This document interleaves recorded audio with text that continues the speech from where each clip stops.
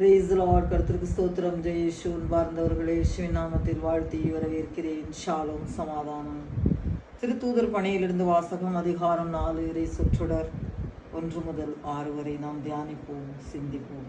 ஆண்டவர் உயிர்ப்பு விழா நாம் எல்லோருக்கும் ஒரு கொண்டாட்டமான விழாவாக இருந்தது. இப்போது உயிர்த்த பின் ஆண்டவர் 40 நாள் பூலோகத்தில் வாழ்ந்தார். வெவ்வேறு இடங்களில் அவர்களுக்கு காட்சி கொடுத்தார்.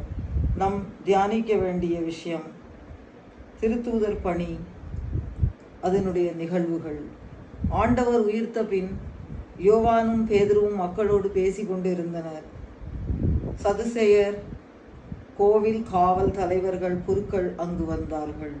அவர்கள் இயேசுவின் மூலம் இறந்தவர்களை உயிர்த்து எழுவர் என்றும் பல காரியங்களை கற்பித்தது அவர்களுக்கு பிடிக்கவில்லை. அவர்கள் எரிச்சல் அடைந்து அவர்களை கைது செய்தார்கள். ஏற்கனவே மாலை பொழுதாகி விட்டதால் மறுநாள் வரை அவர்களை காவலில் வைத்தார்கள்.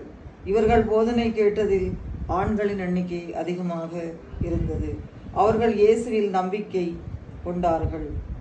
மறுநாள் தலைவர்கள், மூப்பர்கள், மறைநூல் அறிஞர்கள் எருசலேமில் ஒன்று கூடினார்கள். அங்கு கூடினவர்கள் தலைமை குருவான அன்னாவும், கயவா, யோவான், அலெக்சாந்தர் மற்றும் தலைமை குருவின் குடும்பத்தை சார்ந்தவர்கள் கூடியிருந்தார்கள். ஆம் பிரியமானவர்களே, இயேசுவின் ஆழ்ந்த விசுவாசம், அவரது பல அற்புதமும் செயல்களும் இன்றும் நம்முடைய காலத்தில் நாம் பார்த்து கொண்டு தான் இருக்கிறோம்.